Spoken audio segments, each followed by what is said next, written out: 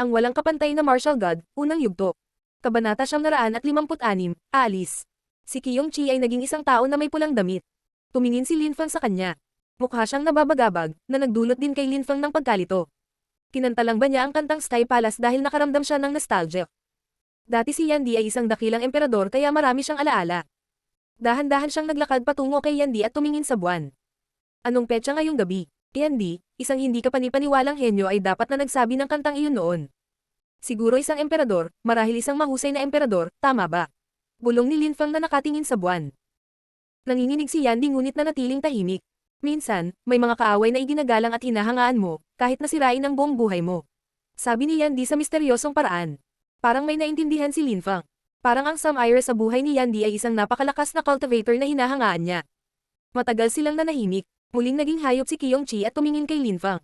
Ibinigay ko sa iyo ang makajos na pamamaraan ng kamalayan ng palasyo, pumunta at magsanay pa. Kung balang araw, mauunawaan mo ang tunay na kahulugan ng Sky Palace, ano ang petsa ngayong gabi. Titingnan mo ang buong mundo ng may ganap na bagong pananaw. Ang tunay na kahulugan, bahagi ba ng hindi kapanipaniwalang pamamaraan ang pangungusap na iyon? Nanatiling tahimik si Lin Feng saglit at bumalik sa kuweba. Nagpatuloy siya sa pagsasanay ng paglilinang ng mas matagal. Kapag nagsasanay, napakabilis ng oras. Parang hindi ganoon katagal ang isang buwan. Sa tuktok ng Tianzuan, mayroong isang grupo ng mga kabataan. Si Lin Feng at ang iba pa. Nandoon din si Mr. Tianji, ang Snowzone Cultivator at ang iba pa. Ang pinakakahangahangang mga disipulo ni Tianji ay sabay-sabay na aalis. Natuwa ang mga matatanda nang makita silang umalis. Sa susunod na magkita silang muli, malamang na ang mga kabataang iyon ay magiging napakalakas. Napakalayo ng bahwang. Mag-ingat sa daan. Maraming malalakas na cultivator sa ibang bansa. Sabi ng Snowzone Cultivator. Tumingin siya kay Tang Yuyu at sinabing, Tang Yuyu, mapusok si Little Feng, subukang kontrolin siya kapag nagagalit siya. Naiintindihan, guro. Sabi ni Tang Yuyu tumatango. Naintindihan naman siya ng kanyang guro. Kung pinahiya ang kanyang mga kaibigan o kapamilya, aatake siya. Ngunit sa ibang bansa, mayroon talagang malalakas na cultivator, lalo na sa lalawigan ng bawang. Kaya kailangan niyang kontrolin ang sarili. At paano naman sila? Hindi mo ba sila dinadala? Tanong ng Snowzone Cultivator na nakaturo sa 7 Snow Eagles. Ibinigay niya ang 7 Snow Eagles kay Lin Feng para protektahan siya. Pero ayaw ni Lin Feng na isama sila.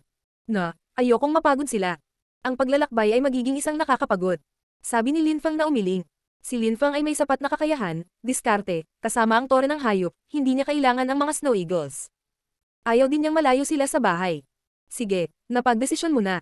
Sabi ng Zone Cultivator na iginagalang ang pinili ni Lin Feng.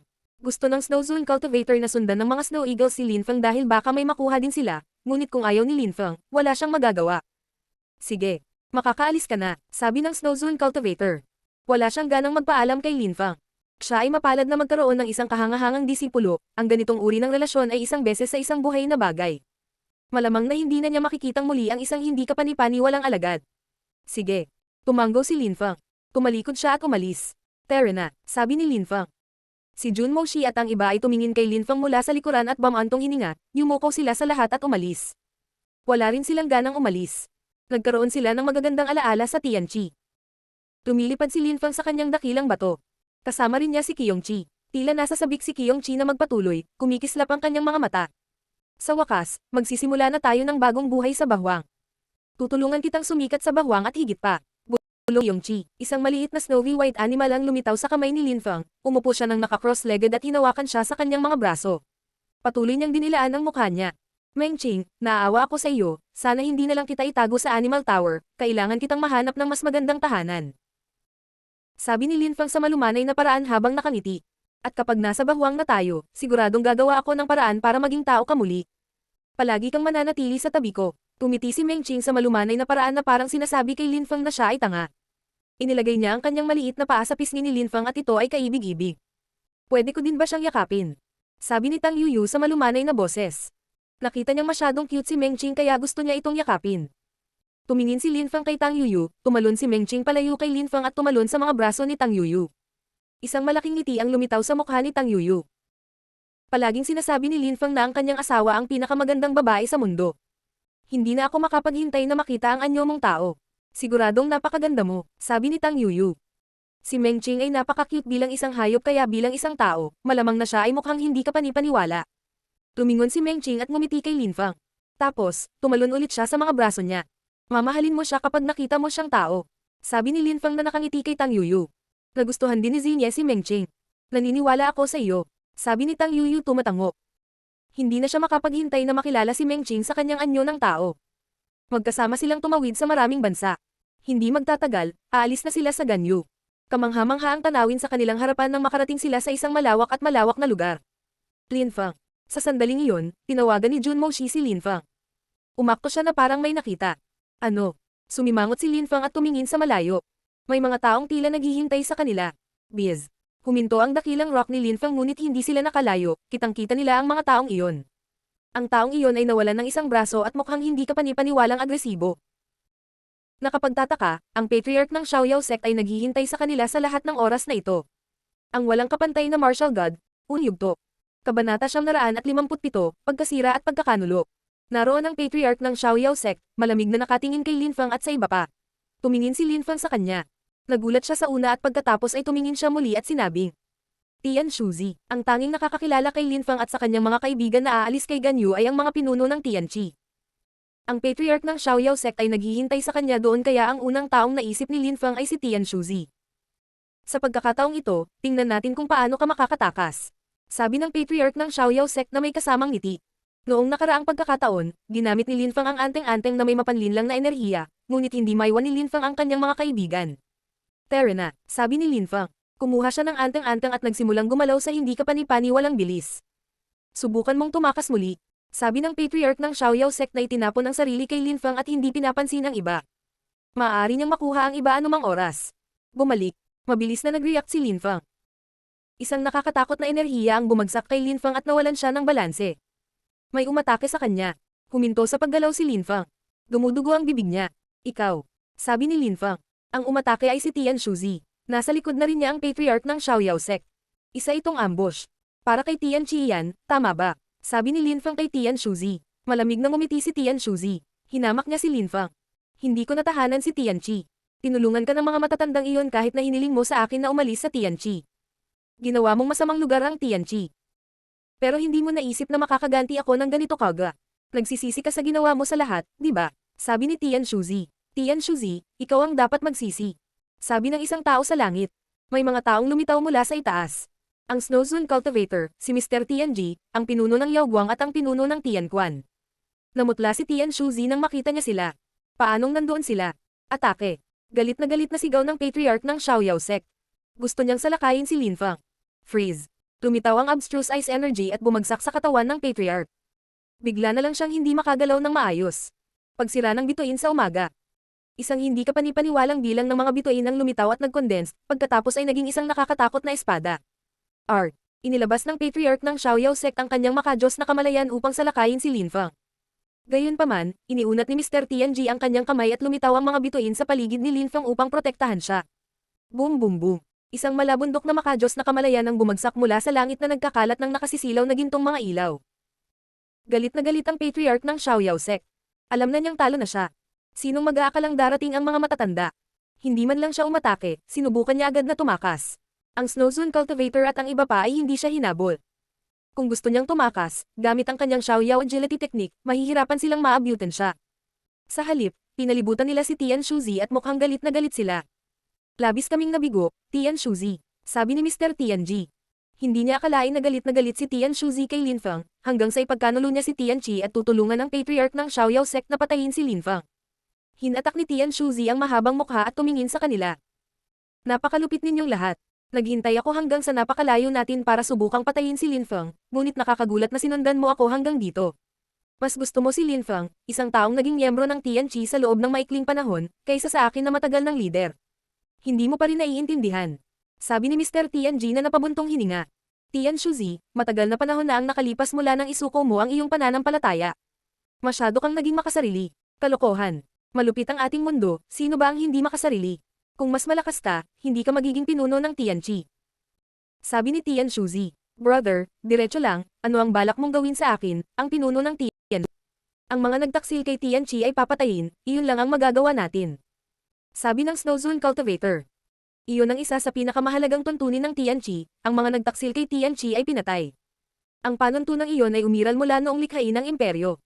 Tiningnan siya ni Tian Shuzi ng malamig at pagkatapos ay kay Mr. Tianji, naghihintay sa kanyang huling desisyon. Nanatiling tahimik si Mr. Tianji at sa wakas, gumalaw ang kanyang mga labi. Sa wakas ay nagsalita siya, talagang, ang mga nagtaksil kay Tianji ay papatayin, wala nang ibang pagdedebatehan.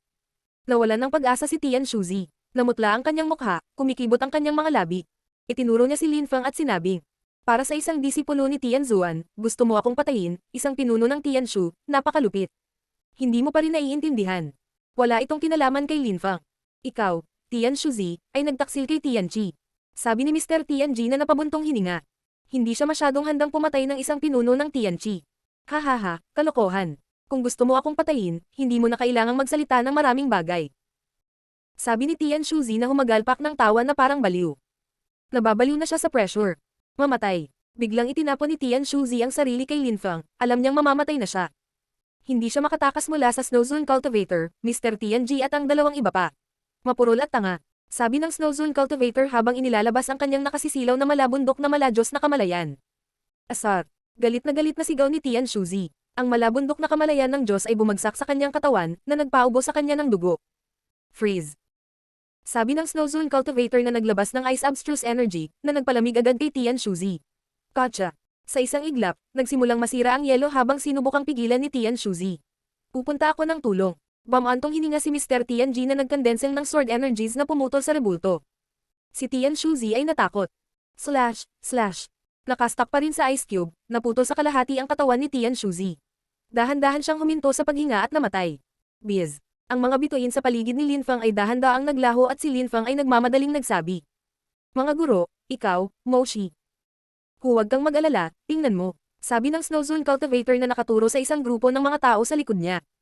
Ang dalawa pang Zone Cultivator ay pinrotektahan si Tang Yuyu at ang iba pa. Ang Snow Zone Cultivator at ang iba pang mga guro ay hindi kapani-paniwala. Huminga ng malalim si Lin Feng at sinabi, nalilito. Guro, palagi mo ba akong lihim na pinoprotektahan? Masama ang pakiramdam namin ni Mr. Tianji noong umalis ka. Pagkaalis mo, pinagmasdan naming mabuti si Tian Shuzi at nakita naming iniwan niya si Tian Chi sa direksyon mo. Alam naming may mangyayari kaya sinundan namin siya. Tumango si Lin Feng at tumingin sa lahat ng kanyang mga guro na nagsasabing. Salamat sa pagtulong sa akin muli. Lin Feng, iyon lang ang magagawa natin. Nakatakas ang patriarch ng Xiaoyao sect. Malamang na ipagpatuloy kanya. Kailangan mong maging maingat. Sabi ni Mr. Tianji. Galit na galit ang patriarch ng Xiaoyao sect, nawalan siya ng braso at sekta. Ngayon ay baliw na siya. Naiintindihan ko, kailangan nating mag-ingat sa daan. Tumango si Lin Feng. Talaga, sabi ng matanda habang tumango bago idinagdag. Sige, umalis na kayo. Babalik na kami. Yumuko si Lin Feng at tumalon pabalik sa kanyang dakilang bato. Mag-iingat na siya simula noon. Ang walang kapantay na martial god, unang yugto. Kabanata 958, ang C. Pinalibutan ni Naba Huang at Jiuyu ang banal na lungsod. Ang mga lugar na iyon ay nasa gitna na ng kontinente ng Siyam na Ulap. Mayroong maraming malalakas na cultivator doon na maaaring pumatay ng milyon-milyong tao sa isang iglap na lumilikha ng mga ilog ng dugo. Ang mga mahihina ay binubuli at pinahiya doon. Maaari lamang silang umasa na maging malakas balang araw. Ang Bahuang ay isang lalawigan na napapaligiran ng isang tiwangwang na dagat tala ng tagapagsalin. Huang ay nangangahulugang tiwangwang sa Chinese, kaya ang pangalan na, noong unang panahon, ay isang larangan ng digmaan. Ang pagkamatay ng Chi sa dagat na iyon ay napakatindi na kaya nitong pumatay ng mga tao ng dahan-dahan. Ang pinaka-nakakatakot na bahagi ay ang mga tao ay kailangang tumawid para makapasok sa bahwang. Ang mga enerhiya sa dagat na iyon ay hindi nakaapekto sa mga Zone Cultivator. Maaari nilang balutin ang kanilang mga sarili sa hindi kapani-paniwalang lakas at protektahan ang kanilang sarili. Gayunpaman, ang mga cultivator ng layer ng Tianqi ay hindi maaaring tumawid sa dagat na iyon maliban kung mayroon silang mahalagang mga bagay. Ang dagat ay umiral ng napakatagal na panahon at ang mga tao ay maaaring mawala sa dagat na iyon magpakailanman. Ang ilang mga tao ay nakahanap ng mga trick upang i-navigate ito bagaman. Ang ilan ay gumamit ng mamahaling kayamanan at lumikha ng mga palasyo na maaaring lumipat, sa gayon ay tinutulungan ng mga hindi kayang tumawid sa dagat ng mag-isa. Sa sandaling iyon, mayroong maraming abstruse energies sa itaas ng dagat at sila ay gumagalaw ng napakabilis. Siyempre, kailangang magbayad para tumawid sa dagat gamit ang mga pamamaraang iyon. Hindi mura ang mga abstract crystal. Ang ilang mga tao ay nag-alok ng mga serbisyo upang tumawid sa dagat at ikinabubuhay ang mga serbisyong iyon. Tanging mga mayayamang tao o malalakas na cultivator ang may access sa mga malabo na kristal. Maraming tao ang gustong pumasok sa bahwang sa pamamagitan ng hilagang pasukan noong panahong iyon. Si Emperor Shi at Emperor Yu ay nagre-recruit ng mga Imperial Cultivation Disciples kaya dumagsa ang mga tao sa kanilang rehiyon. Isang malaking bato ang lumitaw na may ilang tao sa likod nito sa hilagang pasukan din. Isang magaling na rock, mga babae at lalaki sa una at pangalawang layer ng Tianqi, ni walang tumingin sa kanila. Ang mga Tian level beast at cultivator na nasa ilalim ng layer ng Tianqi ay hindi kapani-paniwalang normal. Maraming mga henyo ang darating dahil sa anunsyo ni Emperor Shi at Emperor Yu. Lumapag ang dakilang rock. Si Linfang at ang iba pa ay may maliwanag at nakakatusok na mga ekspresyon sa kanilang mga mata. Napatingin sila sa mga tao at mukhang excited. Halos lahat ay nakalusot sa layer ng Tianqi, kakaunti ang antas ng Zuan cultivator. Nasa totoong mundo tayo ng paglilinang. Bulong ni Huang Fulong na mukhang mas excited pa kaysa sa iba. Siya, sabi ni Linfang na sumulyap kay Huang Fulong. Kahit na ang mga tao ay nasa sabik na makakita ng malalakas na cultivator, marami rin ang nakaramdam ng pang-api at kaba. Kung ang ibang tao ay nakakita ng mga cultivator ng una at pangalawang layer ng Tianqi, maaari nilang patayin ang mga ito dahil sa panghahamak. Kehe, naiintindihan ko. Hindi ako magsasalita ng malakas. Sabi ni Huang Fulong habang humahadjijak sa nakakalokong paraan. May mga taong dumadaan minsan sa tabi nila at sinusulyapan sila ng masama. Saan sila nanggaling? Hindi pa sila nakabiyahe dito dati. Pumunta tayo at tingnan ang Huangxi. Sabi ni Linfang. Bumangon muli sa ere ang dakilang rock. Huminto lamang sila ng ilang araw sa kanilang paglalakbay mula Ganyu hanggang Huangxi, ngunit kailangan pa nila ng 2 buwan para makarating. Ang isang Tian level Great Rock ay napakabilis kaya madaling isipin kung gaano kalayo ang Ganyu mula sa Bahwang. Pagkaraan ng ilang minuto, lumitaw ang dagat sa harap ni Linfang at ng kanyang mga kaibigan. Iyan ang Huangxi. Kailangan nating tumawid para makarating sa Bahwang. Bulong ni Linfang. Nakakakilabot. 5 kilometro ang layo nila sa dagat, ngunit naramdaman na nila ang tiwangwang na chi nito. Bukod sa chi, mayroon ding nakakatakot na mga patay na kaluluwa sa dagat ng Huang. Naghihintay na lamang sila na mapatay ang mga cultivator na tumawid sa dagat. Mayroon ding mga makapangyarihang patay na espiritu, kahit na ang mga Zun cultivator ay mamamatay kapag nangyari ito sa kanila. Sa makatuwid, kakaunti ang mga taong tumawid na umaasa sa kanilang sariling lakas. Maraming tao ang tumawid lamang gamit ang mga bangka o iba pang serbisyo. Tingnan mo, doon. Sabi ni Yun Feiyang. Nagkaroon ng nakakasilaw na liwanag sa kalangitan sa ibabaw ng dagat. Ang Huangxi ay isang kakaibang lugar. Ito ay isang larangan ng digmaan noong unang panahon. Kaya kahit sino, ang mga tao ay kailangang nasa 1,000 metro man lang sa ibabaw ng dagat para maiwasang mapatay. Isang Sword Zone cultivator. Ang mga naglalakas loob na tumawid sa dagat ng mag-isa ay bihira, gayunpaman, isa siya sa kanila. Maraming tao ang nagulat. Slash. Ang silweta ay nakaguhit sa kalangitan. Ang espadang chi ay tumagos sa kalangitan. Inangat ni Linfang ang kanyang ulo at pinagmasdan ang cultivator. Nakakatakot na cultivator ng espada. Isip ni Linfang. Nagkaroon pa nga ng sonic boom. Nakakatakot ang mga kayang tumawid sa dagat ng mag-isa. Sa katunayan, balang araw, magiging ganoon din ako. Hahawakan ko ang aking palako sa isang kamay at tatawid sa dagat. Malapit na dumating ang araw na iyon, sigurado ako. Sabi ni Huang Fulong, kumukulo ang kanyang dugo. Siya ay naiinip na maging isang malakas na cultivator. Tuwang-tuwa siya sa paglalakbay kasama ang kanyang mga kaibigan. Gagawin mo. Sabi ni Linfang na tumatango. Desidido na rin siya. Darating ang ganoong araw para sa kanilang lahat, wala nang makakalaban sa kanila. Wala kang ambisyon. Biglang sabi ni Qiyongqi. Nagulat man yung iba. Tumingin si Huang Fulong kay Qiyongqi at sinabing. Nagyayabang ka na naman ba? Kailangan ko bang magyabang? Galit na sabi ni Qiyongqi. Sige, sanay naman ako. Sabi ni Huang Fulong na nagtibit balikat. Puff. Nagluwa ng apoy si Qiyongqi. Marami silang pinagtatalunan habang papunta sila sa Bahwang. Sige, humanap na tayo ng boatman na tatawid ng dagat. Sabi ni Linfang. Nagpatuloy sa pagtatalo sina Qiyongqi at Huang Fulong sa isa't isa. Ang walang kapantay na martial god, unang yugto. Kabanata 959, mapanglo na ulap. Hindi mahirap maghanap ng boatman, marami. May isang grupo ng mga boatman na tinatawag na Mingyu Sailors, marami silang iba't ibang paraan ng transportasyon at bihira ang mga aksidente sa kanila. Siyempre, mataas ang kanilang mga taripa. Dumating si Linfang at ang kanyang mga kaibigan sa Mingyu Sailors. Mayroon silang napakalaking palasyo na may maraming bangka at maraming malabo na kristal. Maraming tao ang nakapila. Napakaraming tao. Nagulat si Linfang. May mga pila sa bawat counter, minsan malalaking pila, minsan maliliit na pila. Mga barkong pandigma na pula na tanso, 10 kristal na malabo, kapasidad ng 1,000 tao, pag-alis sa kalahating buwan. Purple at gintong barkong pandigma, 15 abstruse na kristal, 800 tao na kapasidad, pag-alis sa 7 araw. Purple Jade Warship, 20 malabo na kristal, 600 tao na kapasidad, aalis sa loob ng 2 araw. Sigaw ng mga nagtitinda. Mas mataas ang presyo, mas maganda ang mga bangka at mas maagang makakaalis ang mga tao. Ang mga barkong pandigma na pulang tanso ay may pinakamababang kalidad at ang isang tiket ay nagkakahalaga lamang ng 10 malabo na kristal, dahil maaaring tumagal ito ng hanggang 1,000 tao, iyon ay 10,000 kristal para sa buong kumpanya. Mahal ang pagtawid sa dagat ng Huang ngunit gayunpaman, maraming tao ang hindi nag-iisip na bayaran ang presyo. Tanging ang mga napakalakas ay maaaring tumawid sa dagat ng mag-isa, pagkatapos ng lahat. Tingnan mo, iyan ang pinakamagandang bangka doon. Para sa isang iyon, kailangan nating magbayad ng 100 malabo na kristal. Sabi ni Huang Fulong. Ang pagbabayad ng 100 malabo na kristal upang makasakay sa isang bangka, napakasayang. Sa Ganyu, ang mga zone cultivator ay hindi gaanong karami, at kadalasan, ang mga cultivator sa antas ng tiyan ay wala. Iyan ang bangkang pinoprotektahan ng mga zone cultivator ng Mingyu Sailors, 79% na ligtas. Sabi ng nagtitinda ng hindi sinasabi ang presyo. Iginiit niya ang kaligtasan. 100 tao lamang ang maaaring nasa bangkang iyon. Sino ang sasakay sa bangka? Sabi ni Junmo Shi na umiling. Marahil ang pinakamayamang cultivator lamang. Tiyak na hindi ito kayang bayaran ng mga ordinaryong tao. Mahal pero mahalaga ang kaligtasan. Balita ko maraming aksidente. Ang ilang iba pang mga kumpanya ay nagbebenta ng mga tiket para sa 2 malabo na kristal, ngunit hindi sila gumagamit ng maraming kristal upang tumawid sa dagat. Ang mga taong may kaunti lang na mga kristal na malabo ay kadalasang ayaw sumakay sa mga bangkang iyon, maliban na lang kung wala silang mapagpipilian. Sabi ni Tang Yuyu. Ang mundo ng paglilinang ay malupit. Ang mga mayayaman ay nagkaroon ng mas maraming pagkakataon kaysa sa iba. Ang mga mahihirap ay kailangang makipagsapalaran. Sumakay tayo sa Purple Jade Worship. Isa itong daang malabo na kristal para sa 5 tao at makakaalis na tayo sa loob lamang ng 2 araw. Mas mabilis ito kaysa sa Red Copper Worship. Sabi ni Lin Feng. Siya ay malungkot bagaman, nagamit na niya ang karamihan sa kanyang mga malabo na kristal.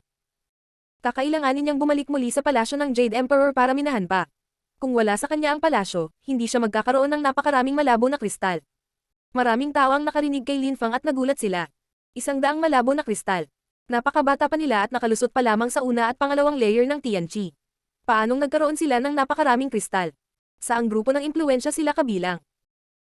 Sinulyapan sila ng mga tao, siniyasat ang kanilang edad at antas ng paglilinang at hinayaan silang makapasa. Kahit na ito ay kahanga-hanga, hindi na sila masama, sapat na upang maakit ang atensyon ng mga tao kahit papaano. Sige, mabuti naman. Babalik tayo sa sekta at bibigyan tayo ng mga matatanda ng higit pang mga malabo na kristal. Hindi tayo nagkukulang ng mga abstruse crystals doon. Sabi ni Tang Yuyu na nagpatawa kay Lin Feng. Naiintindihan niya kung bakit niya nasabi iyon. Kinailangan nilang mag-ingat. Kung narinig ng mga tao na mayroon silang napakaraming malabo na kristal, maaari silang atakihin. Sinabi iyon ni Tang Yuyu, maraming tao ang nawalan ng interes at tumingin sa ibang lugar. Ang mga disipulo mula sa mayayamang sekta ay may magagandang bagay na dala, hindi magiging ganoon kadali ang pakikipaglaban sa kanila. Naglakad si Lin Feng papunta sa counter kung saan makakabili siya ng Purple Jade Boat ticket. Matapos maghintay ng ilang minuto, nakakuha siya ng 5 tiket. 2 araw, tanghali, maghintay ka rito. May mga taong gag-abay sa iyo patungo sa bangka. Sabi ng nagtitinda na matanda na. Tumanggo si Lin Feng at pagkatapos ay umalis na sila. Iniwan nila ang Mingyu Sailors at nasa mabuting kalooban. Sa loob ng 2 araw, aalis sila at maglalayag patungong Bahwang. May mga taong nag-aaway doon. May mga nag-uusap. Sa di kalayuan, kumikislap ang nakakasilaw na mga ilaw. May isang malakas na chi at nakita ni Lin Feng ang isang lalaki na may isang braso lamang. May nakasakit sa kanya kaya sinubukan niyang patayin ng taong iyon. Bastos. Isip ni Lin Feng. Agad siyang tumalikod at pumunta sa kabilang direksyon. Lahat sila ay nagulat at sumunod kay Lin Feng. Ang patriarch ng Xiaoyao sect ay sinundan sila hanggang ngayon. Siya ay baliw. Naisip ni Lin Feng at ng iba pa. Ilang minuto pa lang ang ganda ng mood nila at ngayon ay sinira na niya ang lahat. Hinabol niya sila mula Ganyu hanggang sa Huangxi. Gusto niyang tumawid sa dagat at makarating sa Bahwang para hanapin sila. Mabilis silang umalis. May nagtawanan sa patriarch ng Xiaoyao sect dahil nawalan siya ng braso at pinatay sila ng patriarch. Pagkatapos nun, sumimangot siya na parang may naramdaman. Kailangan nilang tumawid mula rito kung gusto nilang makarating sa Bahwang. Kung hindi ko sila makita dito sa loob ng kalahating buwan, nangangahulugan ito na pupunta sila sa Bahwang sa ibang ruta. Pagkatapos ay kailangan kong pumunta mismo. Akala ng patriarch ng Xiaoyao sect. Ang patriarch ng Xiaoyao sect ay dumating bago si Lin Feng. Siya ay naghihintay doon sa buong oras dahil alam niya na si Lin Feng ay mayroong maraming mga malabo na kristal. Sa partikular, iyon ang dahilan kung bakit siya naghihintay sa labas ng Mingyu Sailors sa buong oras. Gusto niyang patayin si Lin Feng at ang kanyang mga kaibigan at nakawin ang mga kayamanan ni Lin Feng. Nakahanap si Lin Feng at ang kanyang mga kaibigan ng isang restaurant ng hotel. Si Lin Feng ay mukhang labis na inis na para bang may napagtanto siyang seryoso. Naghihintay ang matandang asong iyon sa labas ng Mingyu Sailors. Kung magtagal pa siya doon ng 2 araw, makikita niya tayo. Inis na sabi ni Lin Feng. Hindi niya akalain na magkakaproblema na sila. Tumanggo ang lahat. Pareho sila ng iniisip ni Lin Feng. Kung makita sila ng patriarch ng Xiaoyao sect makalipas ang 2 araw, magiging problema ito. Hindi ba tayo makakasakay agad sa bangka pagdating natin? Tanong ni Tang Yuyu. Nanatiling tahimik si Lin Fang at sinabing, maaari nating subukan. Kung hindi ito gumana, kailangan nating sumuko. Bale kung sasayangin natin ang mga abstruse crystals natin, hindi tayo pwedeng makipagsapalaran ng ganyan. Iyon lang ang paraan. Sabi ng lahat. Wala silang ibang solusyon. Ang pagkawala ng 100 abstruse na kristal ay nakakalungkot ngunit ang kanilang kaligtasan ay mas mahalaga. Mabilis na lumipas ang 2 araw at tulad ng hula ni Lin Fang, sa di kalayuan, may isang taong nakatitig sa mga tao at naghahanap ng kung ano. Iyon ang patriarch ng Xiaoyao sect, syempre. Hinahanap niya si Lin Fang. Maya-maya, mahahanap niya sila. Ang walang kapantay na martial god, unang yugto. Kabanata 960, pagsakay sa bangka. Siniyasat ni Lin Fang ang lugar at nakakita ng bangka. Ito ay tila isang napakasinaunang bangka at napapaligiran ito ng kulay purple na jade. Si Lin Fang at ang kanyang mga kaibigan ay hindi malayo sa dagat at naramdaman nila ang hindi kapani-paniwalang chi ng dagat. Kung nahulog sila sa dagat na iyon, mamamatay sila. Sa sandaling iyon, lahat sila ay nagbago ang kanilang mga mukha. Binigyan ni Lin Fang ng maskara ang lahat ng kanyang mga kaibigan, kung sakali. Ang pinakamagandang kaso ay hindi makita ang patriarch ng Xiaoyao sect, ngunit kung nandoon siya, hindi bababasa, hindi niya sila makikilala. Maraming tao ang naghihintay at mukhang excited. Magiging ganap na kakaiba si Bahwang. Maraming tao ang hindi kailanman nagkaroon ng pagkakataong tumawid sa dagat sa kanilang buhay. Ang ilang mga tao ay namuhunan ng lahat ng mayroon sila para lamang tumawid. Iyon ay isang malaking panganib. Kung tutusin, hindi nila alam kung anong klaseng buhay ang naghihintay sa kanila doon. Tingnan mo, nandoon ang bangka. Sabi ng isang taong nakaturo sa isang grupo ng mga tao na may purple jade badge. Sila ang nakatatak ng tiket ng mga tao. Makakasakay lang ang mga tao sa bangka kung nakatatak ang kanilang tiket. Napakaraming kabataan. Ang anunsyo ni Emperor Shi at Emperor Yu ay nakaakit ng maraming tao mula sa lahat ng dako sa mundo. Maraming tao ang nakatingin sa paligid. Mayroong maraming malalakas na disipulo, ngunit upang matanggap ang mga turo ng isang emperador, handa silang tanggapin ang lahat ng mga panganib. Ang pagtawid sa Huangxi ay simula pa lamang. Maraming mga disipulo mula sa malalaking sekta ang maaari lamang umasa sa kanilang sarili sa pagkakataong ito, walang tumulong sa kanila. Ang bangka ay nagbuga ng mga hagong na tunog nang lumitaw ang isang mahabang pulang tulay. Ginawa ito ng abstruse na enerhiya. Maaari kang mag-check-in ngayon. Sabi ng isa sa mga empleyado. Naglakad ang mga tao patungo sa tulay upang maselyohan ang kanilang mga tiket at makasakay. Tara na, sabi ni Lin Fang at mabilis na lumipad. Mister, nahuli kami dahil sa isang problema at hindi kami makapunta sa Mingyu Sailors. Diretso kami dito, pwede mo ba kaming isakay sa bangka? Hindi, kailangan mong maghintay hanggang sa susunod. Malamig na sabi ng taong iyon. Nagulat si Lin Fang. Mister, lahat kami ay nagpalit ng aming mga tiket, maaari kang gumawa ng isang pagbubukod mangyari. Strict ang rules. Sinayang mo ang pagkakataon. Sabi ng taong iyon at saka sinabi sa madla. 7 tao ang nawalan ng pagkakataon, sino ang gustong palitan sila? 20 malabo na kristal. Gaano kalupit? Isip ni Lin Fang. Kinailangan din nilang makakuha ng mas maraming abstruse na kristal. Gusto ko ng 5 tiket. Sabi ni Lin Fang na nagngangalit ang kanyang mga ngipin. Ang patriarch ng Xiaoyao sect ay hindi malayo kaya kailangan nilang umalis. Gusto ko lahat ng 7 tiket. Sabi ng isang tao sa di kalayuan. Tumingon ang mga tao at nagulat. May mga babae at lalaki at ang pinuno nila ay isang babaeng may mahabang asul na damit. Siya ay tumingin hindi napigilan at napakaganda. Saang sekta sila galing? Naisip ng karamihan. Napakaganda ng babaeng iyon at ang kanyang mga damit. Kasama niya ang napakalakas na cultivator. Siya ay malamang na isang aristokrata. Miss Yang, nakilala ng namamahala sa mga tiket ang dalaga. Tiningnan niya ito ng may paghanga at paggalang. Nagulat ang karamihan. Maging ang malalakas na cultivator ng Mingyu Sailors ay tumingin sa kanya ng may paggalang. Malamang na siya ay may napakataas na katayuan sa lipunan. Gusto ko lahat ng 7 tiket. Sabi ng dalaga. Ngunit mayroong 9 na tao. Miss Yang, kailangan mong maghintay ng ilang araw. Mungkahin ang namamahala sa mga tiket. Hindi, nagmamadali ako. Sabi ng dalaga na umiling. Tumiti ang empleyado at sinabing. Sige, walang problema iyan, sumakay ka na. Hindi na kailangang magbayad. Hindi na kailangang magbayad. Mister, kailangan ko ng 5 tiket. Nagmamadaling sabi ni Lin Fang. Kahit na kailangan niyang magbayad, kailangan niyang umalis sa lalong madaling panahon. Ang taong iyon ay malamig na tumingin kay Lin Fang, halos nanunuya. Nasa tulay na ang dalaga patungo sa bangka. Tumingon siya at tumingin kay Lin Fang at sa iba pa. Pagkatapos, sinabi niya sa empleyado, ang bangka ay maaaring maglaman ng 600 tao, ngunit hindi mahalaga kung mayroon pa tayong iilan. Hayaan mo silang sumakay. Nagulat ang empleyado ngunit tumango at sinabing, dahil binigyan ka ni Miss Yang ng pagkakataong iyon, sumakay ka na. Pagkatapos, idinagdag niya, ang swerte mo ngayon. Salamat. Tumango si Lin Fang at sumakay kasama ang kanyang mga kaibigan. Ang kapitan ng lupon, na nasa pinakaharap, ay nagsabi. Mga ginoo, maghanda para sa pag-alis. Nawala ang tulay at nabalot ng hindi kapani-paniwalang ulap ng mga abstruse energies ang bangka. Ang chi mula sa dagat ay walang humpay na umatake sa proteksyon ng bangka. Teka, teka. Sigaw ng isang tao sa di kalayuan. Ang taong iyon ay gumagalaw sa hindi kapani-paniwalang bilis. Ang daming nagtinginan sa taong iyon, huli ba ang taong iyon? Isang braso ngunit isang nakakatakot na chi, isang Zun cultivator. Mister, umalis ka na lang kung maaari. Sabi ni Lin Fang. Ito ang patriarch ng Xiaoyao sect. Ano? Tumingin ang kapitan kay Lin Fang. Nakita niya na magkaiba ang mukha ni Lin Fang at ng kanyang mga kaibigan. May tinatakasan sila. Lin Fang. Sigaw ng patriarch ng Xiaoyao sect. Nakatitig ito sa kanya. Lin Fang, huwag mong isipin na hindi kita makikilala kung magbabago ang iyong mukha, makikilala ko pa nga ang iyong mga mata ngayon.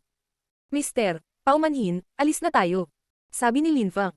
Papalapit na ang patriarch ng Xiaoyao sect. Ang taong iyon ay tumingin kay Lin Fang nang walang pakialam ngunit hindi niya sinimulan ang bangka. Ang patriarch ng Xiaoyao sect ay gumagalaw sa hindi kapani-paniwalang bilis. Simulan ang bangka. Sabi ng magandang babae. Tumanggo ang kapitan at pinaandar na ang bangka. Muling lumitaw ang mga kakaibang enerhiya at binalot ang bangka. Tumigil ka, sigaw ng patriarch ng Xiaoyao sect na umaatake sa bangka. Sumimangot ang kapitan ngunit hindi tumigil. Boom! Ang bangka ay naging isang sinag ng liwanag at tumawid sa tubig sa hindi maisip na bilis. Direksyon bahwang.